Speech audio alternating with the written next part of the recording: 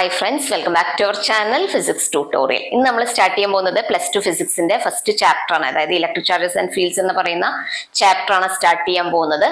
നിങ്ങൾ കഴിഞ്ഞ വർഷം അതായത് പ്ലസ് വണ്ണിൽ നിങ്ങൾക്ക് ഫിസിക്സ് ഇഷ്ടമില്ലാത്തവരാണെങ്കിലും അതുപോലെ തന്നെ ചില ഭാഗങ്ങളൊക്കെ നമ്മൾ പഠിക്കാൻ വിട്ടുപോയിട്ടുണ്ടെങ്കിലും അതൊന്നും നമുക്ക് പ്ലസ് ടുവിൽ നമ്മൾ അഫക്റ്റ് ചെയ്യില്ല. കാരണം plus one plus two syllabus entirely different ആണ്. അപ്പൊ അതുകൊണ്ട് തന്നെ പ്ലസ് വണ്ണിൽ നിങ്ങൾ എത്ര പഠിക്കാത്ത കുട്ടികൾക്കാണെങ്കിൽ പോലും പ്ലസ് ടുവിൽ നന്നായിട്ട് മാർക്ക് സ്കോർ ചെയ്യാൻ പറ്റും. കാരണം ഇവിടെ നമ്മൾ ബേസിക് ആയിട്ടുള്ള കാര്യങ്ങൾ മുതൽ എല്ലാം നമ്മൾ പഠിച്ചു തുടങ്ങുകയാണ്. അപ്പൊ അതുകൊണ്ട് തന്നെ ക്ലാസ് ഒന്ന് കൃത്യമായിട്ട് ശ്രദ്ധിക്കുക. അതുപോലെ തന്നെ കൺസെപ്റ്റ് ക്ലിയർ ആക്കിയിട്ട് പഠിച്ചു കഴിഞ്ഞാൽ വളരെ ഈസിയാണ്. കുറച്ച് ഡെറിവേഷൻസും കാര്യങ്ങളും വരുന്നുണ്ടെങ്കിൽ പോലും വളരെ സിമ്പിൾ ആയിട്ടുള്ള കാര്യങ്ങളാണ്. അതുപോലെ നിങ്ങൾ കഴിഞ്ഞ വർഷം പഠിച്ചത് മെക്കാനിക്സ് ആണെങ്കിൽ ഈ വർഷം നിങ്ങൾക്ക് പഠിക്കാനുള്ളത് ഇലക്ട്രിസിറ്റി, അതുപോലെ തന്നെ മാഗ്നറ്റിസം, അതുപോലെ ഒപ്റ്റിക്സ്. ഒപ്റ്റിക്സ് എന്ന് പറഞ്ഞാൽ ലൈറ്റുമായിട്ട് റിലേറ്റഡ് ആയിട്ടുള്ള കുറച്ച് ഫിനോമിനൻസ് ആണ്. വളരെ ഇൻട്രസ്റ്റിംഗ് ആയിട്ടുള്ള കാര്യങ്ങളാണ്. ഈ കാര്യങ്ങളെ കുറിച്ചിട്ടായിരിക്കും നിങ്ങൾ ഈ വർഷം പഠിക്കാൻ പോകുന്നത്. അപ്പൊ ആദ്യത്തെ നമ്മളുടെ ബുക്ക് എന്ന് പറയുന്നത്, അതായത് ഫസ്റ്റ് ബുക്കിനകത്ത് വരുന്നത് മുഴുവൻ ഇലക്ട്രിസിറ്റി, അതായത് ഇലക്ട്രിക് ചാർജസിനെ കുറിച്ചിട്ടുള്ള സ്റ്റഡിയാണ്. ഇലക്ട്രിക് ചാർജസിനെ കുറിച്ചിട്ടുള്ള കാര്യങ്ങൾ, അതുപോലെ തന്നെ കുറച്ച് ഭാഗങ്ങളിലും മാഗ്നറ്റിസം പറയുന്നുണ്ട്.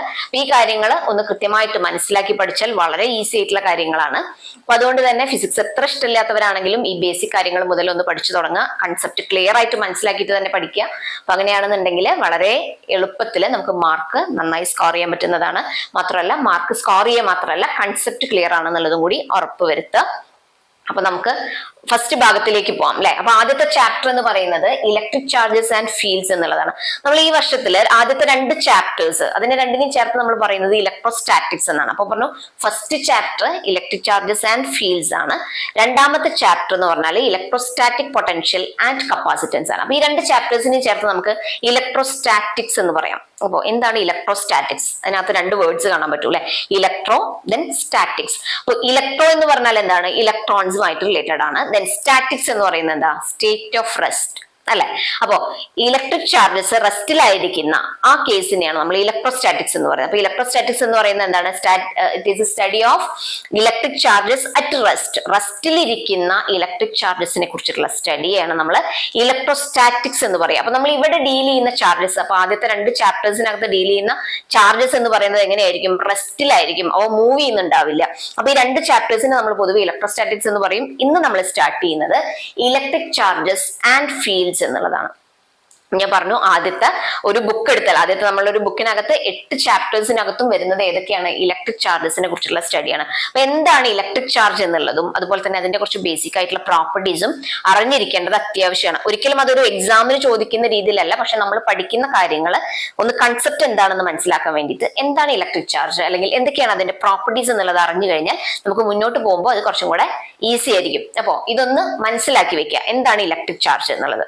ഇലക്ട്രിക് ചാർജ് എന്ന് പറയുന്നത് നമ്മൾ പഠിച്ചിട്ടുണ്ട് അല്ലെ, ഒരു ഫണ്ടമെന്റൽ ആയിട്ടുള്ള ഫിസിക്കൽ ക്വാണ്ടിറ്റി ആണ് ഇലക്ട്രിക് ചാർജ് എന്നുള്ളത്. It is a fundamental physical quantity and due to which electrical and other related effects are produced in the matter. അതായത് ഒരു മാറ്റർ എടുത്തു കഴിഞ്ഞാൽ അതിനകത്ത് ഇലക്ട്രിക് ഫോഴ്സ് ഉണ്ടാവാം, ഇലക്ട്രിക് ഫീൽഡ് ഉണ്ടാവാം. ഇത്തരം ഫിനോമിനൻ, അതായത് ഇത്തരം എഫക്ട്സ് പ്രൊഡ്യൂസ് ചെയ്യാൻ വേണ്ടി കാരണമായിട്ടുള്ള ഒരു ഫണ്ടമെന്റൽ ഫിസിക്കൽ ക്വാണ്ടിറ്റിയാണ് നമ്മൾ എന്ത് പറയുന്നത്? ഇലക്ട്രിക് ചാർജ് എന്ന് പറയുന്നത്. സോ നമുക്ക് എങ്ങനെ ഡിഫൈൻ ചെയ്യാം? ഇലക്ട്രിക് ചാർജ് എന്ന് പറഞ്ഞാൽ എന്താണ്? Electric charge is a fundamental physical quantity, ഒരു ഫണ്ടമെന്റൽ ഫിസിക്കൽ ക്വാണ്ടിറ്റി ആണ് due to which electrical and other related effects are produced in the matter. അപ്പൊ നമ്മളൊരു മാറ്റർ എടുത്തു കഴിഞ്ഞാൽ മാറ്ററിനകത്ത് ഇലക്ട്രിക്കൽ എഫക്ട് അതുപോലെ തന്നെ അതുമായിട്ട് റിലേറ്റഡ് ആയിട്ടുള്ള ബാക്കി എഫക്ട്സ് പ്രൊഡ്യൂസ് ചെയ്യാൻ കാരണമായിട്ടുള്ള ഒരു ഫിസിക്കൽ ഫണ്ടമെന്റൽ ആയിട്ടുള്ള ഒരു ഫിസിക്കൽ ക്വാണ്ടിറ്റി ആണ് എന്ത്? ഇലക്ട്രിക് ചാർജ് എന്ന് പറയുന്നത്. ഓക്കെ, അപ്പൊ അത്രയേ ഉള്ളൂ. ഇലക്ട്രിക് ചാർജ് എന്ന് പറയുന്നത് it is a fundamental physical quantity due to which electrical and other related effects are produced in matter. അപ്പൊ മാറ്ററിനകത്ത് ഉണ്ടാകുന്ന ബാക്കി എല്ലാ എഫക്ട്സിനും കാരണമായിട്ടുള്ളത് എന്താണ്? ഇലക്ട്രിക് ചാർജ് ആണ്. ഓക്കെ, ഇനി രണ്ട് തരത്തിലുള്ള ഇലക്ട്രിക് ചാർജസ് ആണുള്ളത്. നമുക്ക് വളരെ ഫെമിലിയർ ആയിട്ടുള്ള കാര്യങ്ങളാണ് ഇതൊക്കെ. ഫണ്ടമെന്റൽ ആയിട്ടുള്ള പ്രോപ്പർട്ടിയാണ് നമ്മൾ പറഞ്ഞു. അപ്പോൾ രണ്ട് തരത്തിലുള്ള ചാർജസ് നമുക്ക് കാണാൻ കഴിയും. നമ്മൾ എപ്പോഴും യൂസ് ചെയ്യുന്ന കാര്യമാണ് ചാർജസ് അല്ലെ. ഏതൊക്കെയാണ് രണ്ട് ടൈപ്സ് ഓഫ് ചാർജസ് എന്ന് പറയുന്നത്? ഒന്ന് പോസിറ്റീവ് ചാർജ്, അടുത്തത് നെഗറ്റീവ് ചാർജ് ആണ്. ഇനി എങ്ങനെയാണ് ഒരു പോസിറ്റീവ് ചാർജ് ഉണ്ടാവുന്നത് അല്ലെങ്കിൽ നെഗറ്റീവ് ചാർജ് ഉണ്ടാവുന്നുള്ള കാര്യങ്ങളൊന്ന് അറിഞ്ഞിരിക്കണം. നമ്മളൊരു ആറ്റം എടുത്തു കഴിഞ്ഞാൽ അത് ന്യൂട്രൽ ആയിരിക്കും അല്ലെ.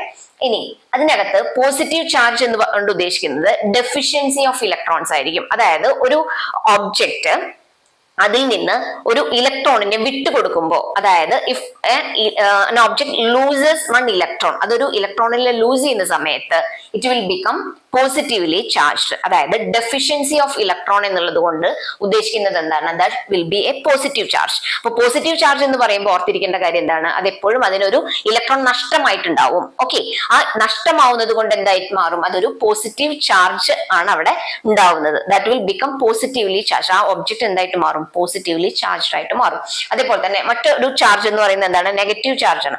ഒരു നെഗറ്റീവ് ചാർജ് ഉണ്ടാവുക എന്ന് പറഞ്ഞാൽ എന്തായിരിക്കും? അവിടെ സഫിഷ്യൻസി ഓഫ് ഇലക്ട്രോൺ ആണ്. കാരണം ഇലക്ട്രോണിന്റെ ചാർജ് നെഗറ്റീവ് ആണ്. അപ്പൊ അവിടെ സഫിഷ്യന്റ് ഇലക്ട്രോൺസ് ഉണ്ടെന്നുണ്ടെങ്കിൽ അവിടെ ഉണ്ടാവുന്ന ചാർജ് ഏതായിരിക്കും?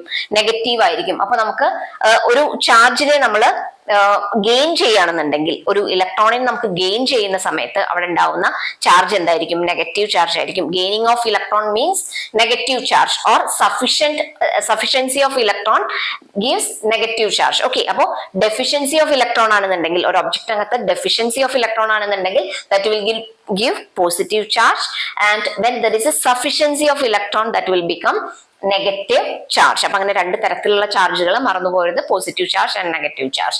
പിന്നീട് നമുക്ക് അറിയാവുന്ന ഒരു കാര്യമാണ് ചാർജ്. ഇലക്ട്രിക് ചാർജ് എന്ന് പറയുന്നത് ഒരു സ്കാലാർ ക്വാണ്ടിറ്റി ആണ്. അതായത് ഒരു സ്കാലാർ ക്വാണ്ടിറ്റി ആണ്. It will have only magnitude. അപ്പോൾ അതിന് മാഗ്നിറ്റ്യൂഡ് മാത്രമേ ഉണ്ടായിരിക്കൂ.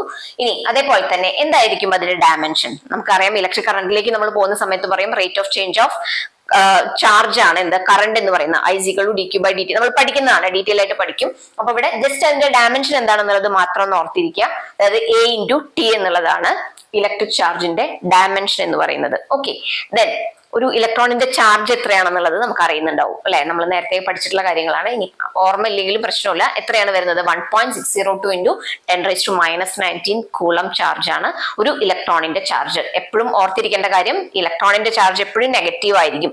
ഇനി പ്രോട്ടോൺ ആണെങ്കിലോ, പ്രോട്ടോണിന്റെ ചാർജ് എന്താണ്? പോസിറ്റീവ് ചാർജ് ആണ്. അപ്പൊ ഈ ചാർജ് ഓർത്തിരിക്കണം. 1.602 × 10⁻⁻19 കൂളമാണ് ഒരു ഇലക്ട്രോണിന്റെ ചാർജ് എന്ന് പറയുന്നത്.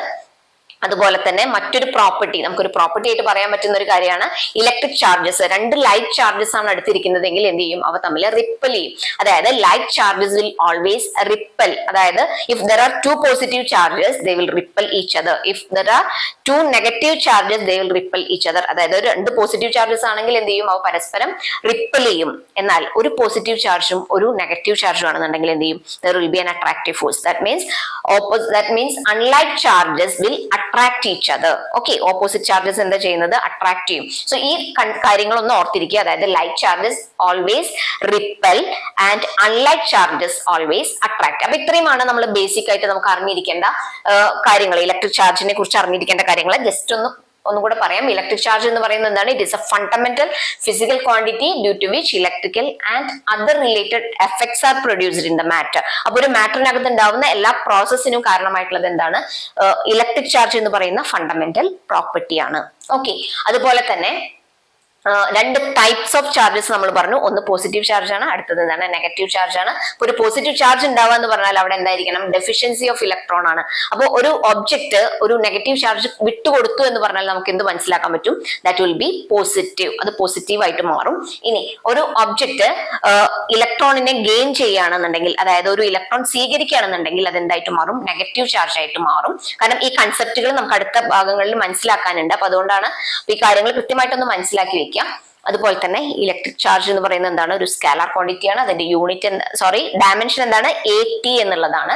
ദെൻ ഇലക്ട്രോണിന്റെ ചാർജ് വളരെ ഇമ്പോർട്ടന്റ് ആണ്. 1.602 × 10⁻⁻19 കൂളം. ഇനി മറ്റൊരു പ്രോപ്പർട്ടി ഓഫ് ഇലക്ട്രിക് ചാർജ് എന്ന് പറയുന്നത് നമ്മൾ പറഞ്ഞിരുന്നു, ലൈറ്റ് ചാർജസ് എന്ത് ചെയ്യും? Always ripple but unlike charges will attract. നമുക്ക് ഫസ്റ്റ് പഠിക്കാനുള്ളത് മെത്തേഡ്സ് ഓഫ് ചാർജിങ് ആണ്. എങ്ങനെയാണ് നമ്മൾ ഒരു മെറ്റീരിയലിനെ ചാർജ് ചെയ്യുന്നത് എന്നുള്ളതാണ് നോക്കുന്നത്. അപ്പൊ അതിനുള്ള 3 മെത്തേഡ്സ് ആണ് പഠിക്കാൻ പോകുന്നത്. അപ്പൊ അതിനു മുമ്പ് നമ്മൾ അറിഞ്ഞിരിക്കേണ്ട 1-2 കാര്യങ്ങൾ, അതായത് എന്താണ് കണ്ടക്ടേഴ്സ്, എന്താണ് ഇൻസുലേറ്റേഴ്സ് എന്നുള്ള കാര്യങ്ങളുണ്ട്. ജസ്റ്റ് അതൊന്ന് പറഞ്ഞതിന് ശേഷം നമുക്ക് മെത്തേഡ്സ് ഓഫ് ചാർജിങ്ങിലേക്ക് പോവാം. അപ്പോൾ എന്താണ് കണ്ടക്ടേഴ്സ് എന്ന് പറഞ്ഞാൽ? കണ്ടക്ടേഴ്സ് എന്ന് പറയുന്നത് നമ്മൾ നേരത്തെ പഠിച്ചിട്ടുള്ളതാണ് അല്ലെ? സബ്സ്റ്റൻസസ് എന്ത് ചെയ്യും? Which allow the passage of electricity. നമുക്കറിയാം metals good conductors of electricity ആണ്. Metals are good conductors of electricity എന്നുള്ളത് നമുക്കറിയാം. കാരണം എന്താണ്, അവ എന്ത് ചെയ്യുന്നുണ്ട്, അതിലൂടെ ഇലക്ട്രിസിറ്റി പാസ് ചെയ്യാൻ അലോ ചെയ്യുന്ന സബ്സ്റ്റൻസസ് ആണ്. അത്തരം സബ്സ്റ്റൻസസിനെ നമ്മൾ പറയുന്നതാണ് കണ്ടക്ടേഴ്സ് എന്ന് പറയുന്നത്. അതായത് ഇലക്ട്രിസിറ്റിയെ പാസ് ചെയ്യാൻ അനുവദിക്കുന്ന വസ്തുക്കളെയാണ് നമ്മൾ കണ്ടക്ടേഴ്സ് എന്ന് പറയുക. അപ്പോൾ മെറ്റൽസ് എല്ലാം എന്താണ്, ഗുഡ് കണ്ടക്ടേഴ്സ് ഓഫ് ഇലക്ട്രിസിറ്റി ആണ്. ഇനി ഇൻസുലേറ്റേഴ്സ് എന്ന് പറഞ്ഞാൽ എന്താണ്, substances which do not allow the passage of electricity. അപ്പൊ ഇവയ്ക്കിടയിൽ ഒരു കാര്യം കൂടെ ഉണ്ട്, അതായത് സെമി കണ്ടക്ടേഴ്സിന്റെ അത് നമ്മൾ ഇവിടെ മെൻഷൻ ചെയ്യുന്നില്ല. നമുക്ക് ഈ രണ്ട് കാര്യങ്ങളാണ് ഇവിടെ അറിഞ്ഞിരിക്കേണ്ടത്. സെമി കണ്ടക്ടേഴ്സിനെ കുറിച്ചിട്ട് നമ്മൾ അടുത്ത കുറച്ച്, അതായത് ലാസ്റ്റ് വരുന്ന ടോപ്പിക്സിൽ ഡിസ്കസ് ചെയ്യാനുണ്ട്. അതായത് ലാസ്റ്റ് വരുന്ന ഭാഗത്ത് നമുക്ക് ഡിസ്കസ് ചെയ്യാനുള്ളതാണ്. അപ്പോൾ കണ്ടക്ടേഴ്സും ഇൻസുലേറ്റേഴ്സും എന്താണെന്നൊന്ന് മനസ്സിലാക്കി വെക്കുക. അതായത് കണ്ടക്ടേഴ്സ് എന്ന് പറഞ്ഞാൽ എന്താണ്, which allow the passage of electricity through the, അതായത് അവയിലൂടെ കറണ്ടിനെ കടത്തിവിടുന്ന, അതായത് ഇലക്ട്രിസിറ്റി പാസ് ചെയ്യാൻ അനുവദിക്കുന്ന വസ്തുക്കളാണ് കണ്ടക്ടേഴ്സ്. മെറ്റൽസ് അതിന് എക്സാമ്പിൾ ആണ്. ദെൻ ഇൻസുലേറ്റേഴ്സ് എന്ന് പറയുന്നത് എന്താണ്, which do not allow the passage of electricity. ഇപ്പൊ നമ്മളൊരു വുഡൻ ആയിട്ടുള്ള എന്തെങ്കിലും കാര്യങ്ങൾ വുഡ് എടുക്കുകയാണ് നല്ലതെന്നുണ്ടെങ്കിൽ റബ്ബർ, പ്ലാസ്റ്റിക്, ഇത്തരം കാര്യങ്ങളൊക്കെ എന്താണ്, അത് ഇൻസുലേറ്റേഴ്സ് ആണ് അല്ലെ. അതായത് they will not allow the passage of electricity through them. So these are the conductors and insulators. Now we have to know how to charge a material by using different methods. അതായത് different methods use ചെയ്തുകൊണ്ട് നമുക്ക് എങ്ങനെയാണ് ഒരു മെറ്റീരിയൽസിനെ charge ചെയ്യുക എന്നുള്ളതാണ് നോക്കുന്നത്. അപ്പൊ അതിന് 3 മെത്തേഡ്സ് ആണുള്ളത്. There are 3 methods of charging. First one is charging by friction. It is also called as charging by rubbing. Rubbing എന്ന് പറയാം, or by friction എന്ന് പറയാം. Second method is charging by conduction, and third one is charging by induction. Appo the 3 methods of charging are charging by friction, charging by conduction, and charging by induction. ഇനി ഓരോന്നായിട്ട് നമുക്കൊന്ന് discuss ചെയ്യാം.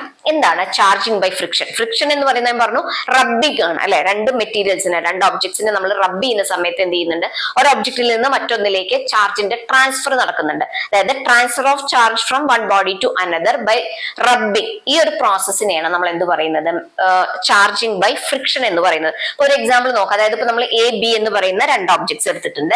V are rubbing these 2.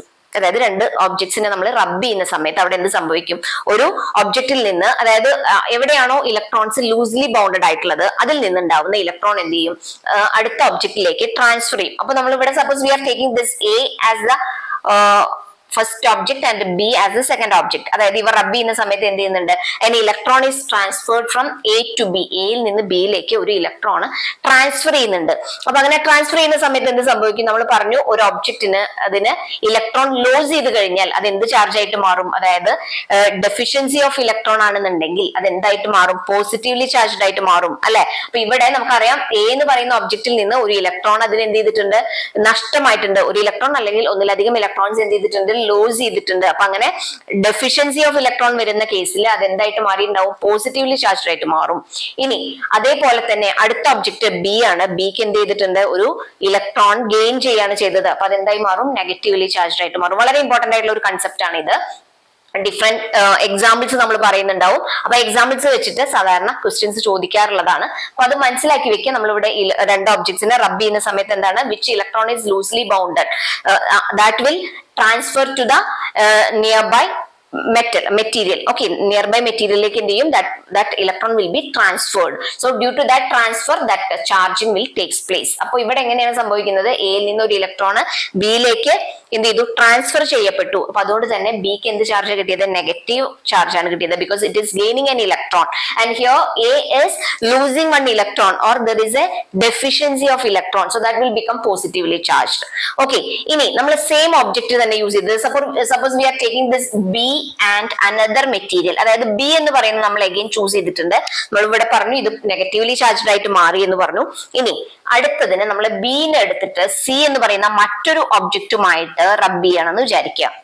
So it doesn't matter which charge it has. അതിനുള്ള charge ഏതാണെന്നുള്ളത് അതിന് പ്രശ്നമല്ല. കാരണം മറ്റൊരു ഒബ്ജക്റ്റിനെ എടുത്തിട്ട് അത് ചാർജ് ചെയ്യുന്ന സമയത്ത് എന്താണ്, അതിനുണ്ടാവുന്ന ചാർജ് ഡിഫറെന്റ് ആയിരിക്കും. Suppose the charge is that electron is transferring from C to B. അതായത് സിയിൽ നിന്ന് ബിയിലേക്ക് അല്ലെങ്കിൽ ബിയിൽ നിന്ന് സിയിലേക്കാണ് പോകുന്നതെന്ന് വിചാരിക്കുക, ബി ടു സി ആണ് പോകുന്നതെന്ന് വിചാരിക്കുക. അങ്ങനെയാണെന്നുണ്ടെങ്കിൽ ബി എന്ത് ചാർജ് ആയിരിക്കും, ബിക്ക് എന്ത് ചാർജ് ആണ് കിട്ടുന്നത്? Yes, that will be positively charge because that is losing one electron അല്ലെ, അതിനൊരു ഇലക്ട്രോൺ നഷ്ടമാവാണ് ചെയ്യുന്നത്. So B will become positively charge and then C will be negatively charge. അപ്പൊ അതിൽ മനസ്സിലാക്കേണ്ട കാര്യം എന്താണ്? എപ്പോഴും ഒരു ഒബ്ജക്റ്റിന് എന്തായിരിക്കില്ല, സെയിം ചാർജ് ആണ് നമുക്ക് പറയാൻ പറ്റില്ല. That depends on the other material which one we are selecting for rubbing. നമ്മൾ റബ്ബ് ചെയ്യാൻ യൂസ് ചെയ്യുന്ന മെറ്റീരിയലിനനുസരിച്ചിട്ട് എന്ത് സംഭവിക്കും? പോസിറ്റീവ് ചാർജിലും നെഗറ്റീവ് ചാർജിലും മാറ്റം വരാം. അപ്പൊ നമ്മൾ ഇനി പഠിക്കുന്ന ഇവിടെ കുറച്ച് എക്സാമ്പിൾസ് തന്നിട്ടുണ്ട്. അപ്പൊ അതിൽ നിന്ന് നമുക്ക് അത് പെട്ടെന്ന് ക്ലിയർ ആക്കി എടുക്കാം. അതായത് ഇവിടെ ഞാൻ പറഞ്ഞു എ എന്ന് പറയുന്നതും ബി എന്ന് പറയുന്നതും റബ്ബ് ചെയ്യുന്ന സമയത്ത് നമുക്ക് എക്ക് പോസിറ്റീവ് ചാർജ് ആണ് കിട്ടിയത്, ബി എന്തായിരുന്നു? നെഗറ്റീവ് ചാർജ് ആണ്. പിന്നീട് നമ്മൾ എടുത്തത് എന്താണ്? ബിയും സിയും ആണ്. അപ്പൊ ബിയിൽ നിന്നാണ് ഇലക്ട്രോൺ ട്രാൻസ്ഫർ ചെയ്തതെങ്കിൽ ബി എന്തായിട്ട് മാറും? പോസിറ്റീവ്ലി ചാർജ് ആയിട്ട് മാറും. സി എന്ന് പറയുന്നത് നെഗറ്റീവ്ലി ചാർജ് ആയിട്ട് മാറും. അപ്പൊ നമ്മൾ ഒരു മെറ്റീരിയൽ ഒരിക്കലും എന്തെന്നെ ആയിക്കോളുന്നില്ല, സെയിം ചാർജ് തന്നെ ആവണമെന്ന് നിർബന്ധമില്ല. അപ്പൊ ഇവിടെ നോക്കി നോക്കൂ, here we have some examples. അതായത് നമ്മളൊരു ഗ്ലാസ് റോഡിനെയും സിൽക്കിനെയും തമ്മിൽ റബ്ബ് ചെയ്യണം. ഓക്കെ, ഒരു സിൽക്കും ഗ്ലാസ് റോഡും തമ്മിൽ റബ്ബ് ചെയ്യുന്ന സമയത്ത് and electron will be transferred from glass rod to silk. Glass റോഡിൽ നിന്നാണ് ഇലക്ട്രോൺ എന്ത് ചെയ്യുന്നത്? സിൽക്കിലേക്ക് ട്രാൻസ്ഫർ ചെയ്യുന്നത്. അപ്പൊ ഗ്ലാസ് റോഡിന് കിട്ടുന്ന ചാർജ് ഏതായിരിക്കും? പോസിറ്റീവ് ചാർജ് ആയിരിക്കും. Then silk will get negative charge. So silk will be negative. Okay, അപ്പൊ ഈ കേസിൽ ഗ്ലാസ് റോഡും സിൽക്കുമാണ് റബ്ബ് ചെയ്യുന്നതെങ്കിൽ ഗ്ലാസ് റോഡ് എപ്പോഴും എന്തായിരിക്കും? പോസിറ്റീവ്ലി ചാർജ് ആയിരിക്കും. സിൽക്ക് നെഗറ്റീവ്ലി ചാർജ്ഡ് ആയിരിക്കും. ഓക്കെ, ഇനി അടുത്തൊരു കേസ് നോക്കി നോക്കൂ. നമ്മളൊരു വുളൻ ക്ലോത്ത് എടുത്തുകൊണ്ട് എബണൈറ്റിനെ റബ്ബ് ചെയ്യണം. എബണൈറ്റ് അല്ലെങ്കിൽ പ്ലാസ്റ്റിക്, റബ്ബർ, ഇതിൽ ഏതൊരെണ്ണം എടുത്തിട്ട് റബ്ബ് ചെയ്താലും അവിടെ വുളൻ ക്ലോത്തിനായിരിക്കും ഇലക്ട്രോൺ ലൂസ് ആവുന്നത്, അതായത് ഇലക്ട്രോൺ നഷ്ടമാവുന്നത് വുളൻ ക്ലോത്തിനാണ്. അപ്പൊ അതുകൊണ്ട് തന്നെ വുളൻ ക്ലോത്ത് എപ്പോഴും എന്താണ് ഇവിടെ വരുന്നത്? പോസിറ്റീവ് ചാർജ് ആണ്. Then that ebonite, plastic or rubber, അതിനെന്ത് ചാർജ് ആണ് കിട്ടുന്നത്? നെഗറ്റീവ് ചാർജ് ആണ് കിട്ടുന്നത് because that gains electron. Okay, അപ്പൊ ഈ എക്സാമ്പിൾസ് ഒന്ന് കൃത്യമായിട്ടൊന്ന് എഴുതി വെക്കുക, കാരണം ഇത് റിലേറ്റഡ് ആയിട്ടുള്ള ക്വസ്റ്റ്യൻസ് ചോദിക്കാറുണ്ട്. അതുപോലെ എബണൈറ്റും പോളിത്തീനും ആണ്. നമ്മൾ ഇവിടെ കണ്ടു എബണൈറ്റ് എന്താ ചാർജ് ആയിരുന്നു? നെഗറ്റീവ് ചാർജ് ആണ് കിട്ടിയത്. അതായത് when it was rubbing with woolen cloth ebonite was negative. Ebonite woolen ക്ലോത്തുമായിട്ട് റബ്ബ് ചെയ്യുന്ന സമയത്ത് it was getting negative charge. Okay, ഇനി in the next case we are taking ebonite and polythene. When we rub these two together we are getting ebonite as positive. Ebonite എന്തായിട്ട് മാറുന്നുണ്ട്? Positive ആയിട്ട് മാറുന്നുണ്ട്. കാരണം അവിടെ എബണൈറ്റിന് ഒരു ഇലക്ട്രോൺ നഷ്ടമാവാണ് ചെയ്യുന്നത്. So എബണൈറ്റും പോളിത്തീനും ആണെന്നുണ്ടെങ്കിൽ എബണൈറ്റ് പോസിറ്റീവ് ആയിരിക്കും, polythene will be negative. Right, next one dry hair and ഒരു പ്ലാസ്റ്റിക് കോമ്പ്. നമ്മൾ ഡ്രൈ ഹെയറിൽ പ്ലാസ്റ്റിക് കോമ്പ് കൊണ്ടാണ് റബ്ബ് ചെയ്യുന്നതെങ്കിൽ ഇവിടെ ഡ്രൈ ഹെയർ എന്തായിട്ട് മാറും? പോസിറ്റീവ്ലി ചാർജ്ഡ് ആയിട്ട് മാറും. കാരണം electron will transfer from dry hair to plastic comb. കോമ്പിലേക്ക് എന്ത് ചെയ്യും? ട്രാൻസ്ഫർ ചെയ്യും. ഇനി അതുപോലെ തന്നെ അടുത്തൊരു കേസ്, നമ്മൾ ഫ്ലാനൽ ആണ് ഉപയോഗിക്കുന്നതെന്ന് വിചാരിക്കുക. അതായത് കാറ്റിന്റെ ഹെയർ ആണ്. സോ ഫ്ലാനൽ ആൻഡ് എബണൈറ്റ് ആണ് ഉപയോഗിക്കുന്നത് എന്നുണ്ടെങ്കിൽ ഇവിടെ ഉണ്ടാവുന്ന ഫ്ലാനൽ എന്തായിട്ട് മാറും? പോസിറ്റീവ്ലി ചാർജ്ഡ് ആയിരിക്കും. എബണൈറ്റ് നെഗറ്റീവ്ലി ചാർജ്ഡ് ആയിരിക്കും. അപ്പൊ ഈ കാര്യങ്ങളൊന്ന് ഓർത്തിരിക്കുക. അപ്പൊ നമ്മൾ ഇവിടെ കണ്ട മെറ്റീരിയൽസ്, നമ്മൾ റബ്ബ് ചെയ്യാൻ വേണ്ടി യൂസ് ചെയ്ത മെറ്റീരിയൽസ് എല്ലാം എത്തരത്തിലുള്ള മെറ്റീരിയൽസ് ആണ്? അതായത് glass, woollen cloth, ebonite, plastic, rubber, ഇവയെല്ലാം എന്താണ്? ഇൻസുലേറ്റേഴ്സ് ആണ്. അത് വളരെ ഇമ്പോർട്ടന്റ് ആണ്. ഇൻസുലേറ്റേഴ്സിന്റെ കേസിൽ ചാർജ് ചെയ്യാൻ വേണ്ടി നമ്മൾ യൂസ് ചെയ്യുന്ന മെത്തേഡ് ആണ് എന്ത്? Charging by friction. അപ്പൊ ഫ്രിക്ഷൻ യൂസ് ചെയ്തുകൊണ്ട് നമുക്ക് ഒരിക്കലും എന്ത് ചെയ്യാൻ പറ്റില്ല? കണ്ടക്ടേഴ്സിനെ നമുക്ക് ചാർജ് ചെയ്യാൻ പറ്റില്ല. Only insulators can be charged by using the method of friction. Friction അല്ലെങ്കിൽ റബ്ബിംഗ് യൂസ് ചെയ്തുകൊണ്ട് നമുക്ക് ചാർജ് ചെയ്യാൻ പറ്റുന്നത് ഇതിനെ മാത്രമാണ്? ഇൻസുലേറ്റേഴ്സിനെ മാത്രമാണ്. അപ്പൊ ഈ കാര്യങ്ങളൊന്ന് ക്ലിയർ ആയിട്ട് മനസ്സിലാക്കി വെക്കുക. എന്താണ് കണ്ടക്ടേഴ്സ്, ഇൻസുലേറ്റേഴ്സ് എന്നുള്ളത് ക്ലിയർ ആയിട്ടുണ്ടാവും അല്ലെ? കണ്ടക്ടേഴ്സ് എന്ന് പറഞ്ഞാൽ എന്താണ്? Substances which allow the passage of electricity through them, and insulators which will not allow the passage of electricity through them. And methods of charging, there are 3 methods of charging. First one is charging by friction, then charging by conduction and charging by induction. ഇനി first കേസിൽ charging by friction is also called charging by rubbing ആണ് അവിടെ നടക്കുന്നത്. And this can be use to charge insulators only. അത് വളരെ important ആയിട്ടുള്ള point ആണ്. ഇൻസുലേറ്റേഴ്സിനെ charge ചെയ്യാൻ വേണ്ടി നമ്മൾ യൂസ് ചെയ്യുന്ന മെത്തേഡ് ഏതാണ്? ചാർജിങ് ബൈ ഫ്രിക്ഷൻ ആണ്. ഇനി ഇവിടെ നമ്മൾ പറഞ്ഞു ഗ്ലാസ് റോഡ് ആൻഡ് സിൽക്ക് ആണെന്നുണ്ടെങ്കിൽ ഗ്ലാസ് റോഡ് എന്തായിരിക്കും? പോസിറ്റീവ്ലി ചാർജ്ഡ് ആണ്. Silk is negatively charge. Then woollen cloth ആണെന്നുണ്ടെങ്കിൽ പോസിറ്റീവ്ലി ചാർജ്ഡ് ആണ്. Then ebonite, plastic and rubber, ഇവ ഒരുമിച്ച് റബ്ബ് ചെയ്യുന്ന കേസിൽ മാത്രമാണ് പറയുന്നത് നെഗറ്റീവ്ലി ചാർജ്ഡ് ആണ് വരുന്നത്. ദെൻ എബണൈറ്റ് ആൻഡ് പോളിത്തീന്റെ കേസിൽ ebonite will be positive and polythene will be negative. Then dry hair and plastic comb. So here dry hair will be positively charged and comb will be negatively charged. Then flannel and ebonite. Flannel എന്തായിരിക്കും? That will be positively charged and ebonite will become negatively charged. അപ്പൊ ഈ രീതിയിലായിരിക്കും ഒരു ഇൻസുലേറ്ററിന്റെ കേസിൽ നമ്മൾ മെറ്റീരിയൽസിനെ charge ചെയ്യുന്നത്. Okay, ഇനി അടുത്ത രണ്ട് കേസസ് വളരെ ഈസി ആയിട്ട് പറയാൻ പറ്റുന്നതേ ഉള്ളൂ. എന്താണ്? Charging by conduction and charging by induction. അപ്പൊ അതെന്താണെന്ന് നോക്കാം.